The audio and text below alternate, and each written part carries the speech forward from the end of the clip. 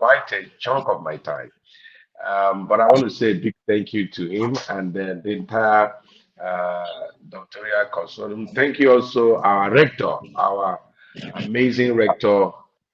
Thank you so much. I like to call him Brother Maker. That's what he likes to be called.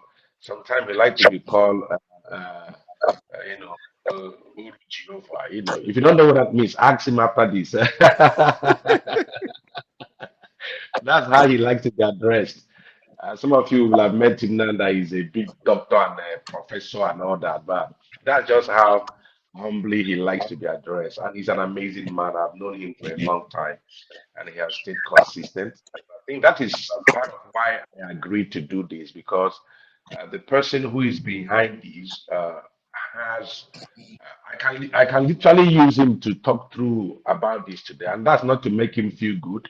He's already a good person, all right. And I'm sure some of you that have come in contact with him, our rector, is an amazing man. Please, without sounding, off. I don't know how you could do it, but is it possible for us to celebrate our rector and appreciate this amazing man who has, God has used to put this together.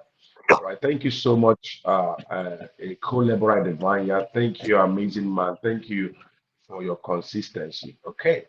All right. So today I'm in the mood to answer questions actually because the questions I have here they are so diverse that I'm being careful which area of discussion I will get involved in that will cover them. So, but I'm still going to do something like 5 minutes, and after 5 minutes, you can take over and then you ask questions that you have. I'll be glad to answer those questions today. Okay, so essentially, we are talking about the ethical, practices in church leadership, how much, church leadership should be involved in certain things in our society. There are a lot of Bible examples and a lot of other examples that are, in our society that can, give you credence to how far we can join and how much we should be able to participate without having to feel out of place. One of the Bible scripture that I love so much is found in the book of Ephesians, using the message translation, so around verse 23, to 17 down to 23, he talked about that the church, all right, is not peripheral to the world, but the world is peripheral to the church, which means that the church is the center of everything. The church is the center of everything. So, whatever that surrounds the church, so when God looks at a city, He's not trying to find a church in the city. He's trying to find the city in the church. Bible talks about Isaiah chapter 2 and verses 1, 2, 3 in particular. It talks about that a time when he said, I will exalt, all right, the mountain of the Lord shall be exalted above all other mountains, and men shall flood into it, and they shall say, come, let's go to the mountain of the Lord. So he's talking about the influence that God has for the church. So the church has a very strong ethical representation in our world. And that's why Christians, pastors, leaders, they are held in higher standard. All right. They are held to higher standard. And Bible even say that, it's better for you not to even want to be a teacher because wanting to be a teacher automatically puts you on a higher level. Okay. Puts you on a complete higher level. And once you understand that, you realize that that is something that you do not want to take, for granted. All right. So God wants you to know that the church is the mountain. Sometimes people put it that there's a mountain for the church and the other 6 mountains. I said, no, no, no, no, no. The other mountains are not competing with church. It's the church reproducing people in the 7 mountains to take charge. So the church should produce people that will take charge in business. The church should produce people that will take charge in politics. The church should produce people that will take charge in economy. The church should produce people that will take charge of education. There is a young woman, many of you may not know her, Belly was, let me just summarize it for the purpose of our study. When I'm done, go and study. Just type on the internet, type the 10-point charter of Alice Belly. Alice Belly sat down with her colleagues and they literally imparted the entire world through imparting the culture through education and family. Basically used that and imparted media, and then it began to change the world. She and her friends sat down and wrote 10 points, ten good points to completely change the entire world. And they followed that thing line by line, line by line to impact the whole world. All right, I'm going to read that for you and I'm going to close my conversation and then open up to the questions. Okay, I'm going to read that for you and I open that up for you for questions. The things Alice Belly and her friends, gathered together and they wrote and how that became a major thing that impacted the whole world. So that when you are talking about the church, you are not looking at the church like one. How will I explain to you now? You're not looking at the church like people gathering in the four walls of a church. No, no. All right, that's not. If you are looking at that, you are having a very myopic eye of the church. All right. I'm giving you one example of somebody that stood on a particular mountain and influenced the whole stuff. Look at this. I'll take it for you and just read for you quickly. All right. So, what did Alice Bailey do? All right. At the time she died just at age 65. But Alice Bailey's concept has gone ahead to completely impart. All right. I like the way the person that gave this particular rendition says it, and I'm going to read that. Look at what it says. Say, why the church sleeps. You look at that. It says, why the church sleeps. The devil damaging souls with Babylonian systems. Here is a strategy crafted by an occultic who died 65 years ago. All right. Till today, the system she designed is still damaging and dragging people to hell.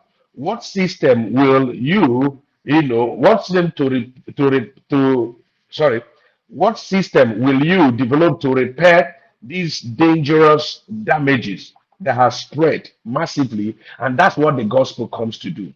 Please follow me carefully. I may not go the way you want it, but I want to go as practical as possible because this is a very practical thing, and I want you to change the way you look at this conversation. Look at what are the 10 things Alice Bailey did. Even if you have not read it before, it's called the 10-point charter of Alice Bailey. The first one is say, take God and prayer out of educational system. Take God and prayer out of educational system. Okay, so literally is to change the curriculum, okay, where your children are now free to do other things that are outside Christian culture. And so you see that happening in nations. Now, some nations they take away, they plant people. They plant people who don't understand Christian ethos, the ethics you may be preaching in church, and someone else is in the house of assembly appointing a minister who is going to do something completely different from what you are preaching in church. And so now, when your children go to school, they are not going to have the Bible taught to them the way you and I were taught. They are not going to have the basics anymore because they have been pushed into a different dimension altogether. And that's what is very important for you as an individual. All right. So understand that. So he said, take God and prayer out of educational system. Number two, he said reduce parental authority over children. And so that's where you begin to have things like where you don't see where they say parents, all right, parents. It's not like Bible talks about children obey your parents, or we talk about children obey your parents like a song. But now in some countries is parents obeying children. Because if you touch them anyhow and they call that number, they're going to take those children away from you and they will send you to a psychiatric home. And while you are sleeping, that is happening. And that's why I love this conversation. All right. Number three, I'm just going to read them. I'm not going to explain them, just read them. All right. Number three, it says, destroy the Judeo Christian family structure or the traditional Christian family structure, and this is one of the most powerful. All right, so you see, it has affected the educational system, it has affected your religion, now it's affecting family. So it says destroyed. So now people are now confused about clear head. So before we are taught that family is father's children, father, mother, sorry, husband, wife, and children. Now many things are now family. Many things now are family. You know, a man can bring a dog and that his own family and then adopt a child. Two men can gather and that's a family. So, but I'm trying to let you know that the ecclesiastes, the Bible tells us, he said, I have appointed you to go and shine like light. You know, if you read Matthew chapter 5 and verse 13 down, the message translation says, this is why I cannot set you as a light and hide you under a bushel. The message translation says, this is you, God, releasing you to be the God colors, that men should see the flavor of God. And what I'm trying to get you angry with is to stop getting comfortable in the four walls of the church and know you are going to go out. In verse 14, 15 of that same Matthew 5, it says, I want you to realize this. You are not supposed to just be hiding in the church. You are supposed to step out. And then he said, Jesus is not a secret to be kept. God is not a secret to be kept. He said, we are going to the mountains and we're going to shout it at the mountaintop. So now you see it's affecting. He said destroying. So now in some nations, the way they value them, they value children, number one, they value women, then they value pets, animal before man. You see, completely turning it the way God has planned it. And so in some place, I know that some men has caused a lot of problems, but now you could see a man, you know, does some things that are not, I mean, that I'm not justifying anything that is wrong, but a call and they maybe ask you up and they check the man out. You know, you just take your bag and out of this place and you're not coming back there anymore.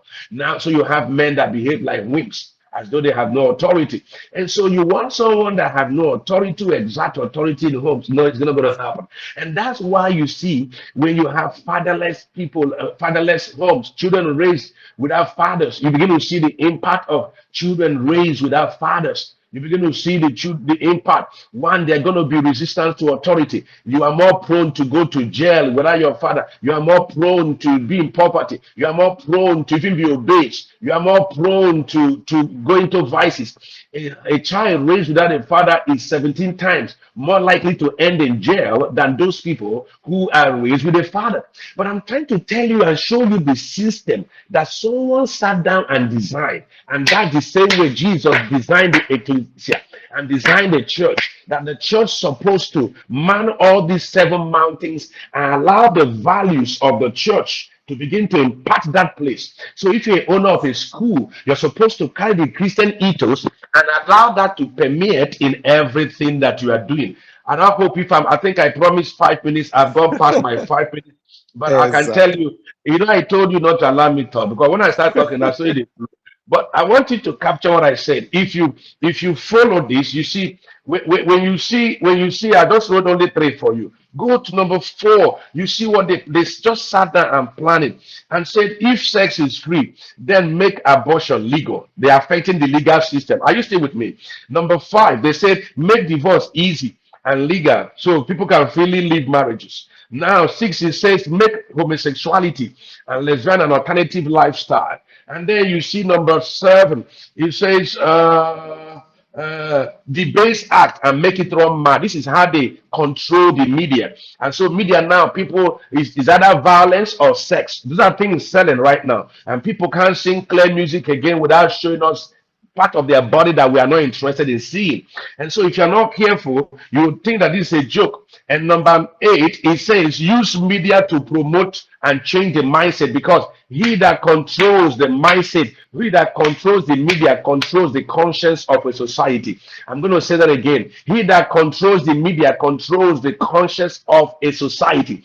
And so I'm just giving you one example, and I have many examples to show you why the topic is so important. This is just one person and what this one person has done to the whole world. And God also wants to raise you that is listening to me, whether you are here on Google Meet or you are any other social media platform. God also wants to raise you as that one voice, the same way God raised the man called Philip. Bible says Philip went to Samaria and the whole city of Samaria was filled with joy. Just one man went and turned Samaria upside down. I believe that there are people here who are hearing me, that God is sending on an assignment to completely turn things around in a very strategic way. And then say number 9, say create interfaith movement. This was the when interfaith movement. So you see somebody from all walks, all kinds of religion. Those that say cover hair, those that say don't wear clothes, those that say wear shoe, those that say tie hair, those that say don't tie hair. Just gather everybody and put inside one group. It was a design. It was a design. It was a design to dilute. It was a design to dilute. Oh, I don't know how to say it without making me. It was a design to dilute. And once they begin to put all of that together, what happens? They dilute the concentration. Just imagine in your mind a drink, any kind of drink, maybe Coca-Cola, and you keep pouring water. You pour yellow water, pour green water. After a while, it will change color. So that was the system to dilute the concentration. So when Jesus said, I am the way, they say, no, no, no, Jesus is just one of the ways. And so after a while, you see that the whole thing changes. And that's why it's important for you to pay attention as a Christian. Our conversation tonight is so powerful. And then number 10, and I'm going to stop here. He said, get the government to make all these laws, and get the church to endorse it.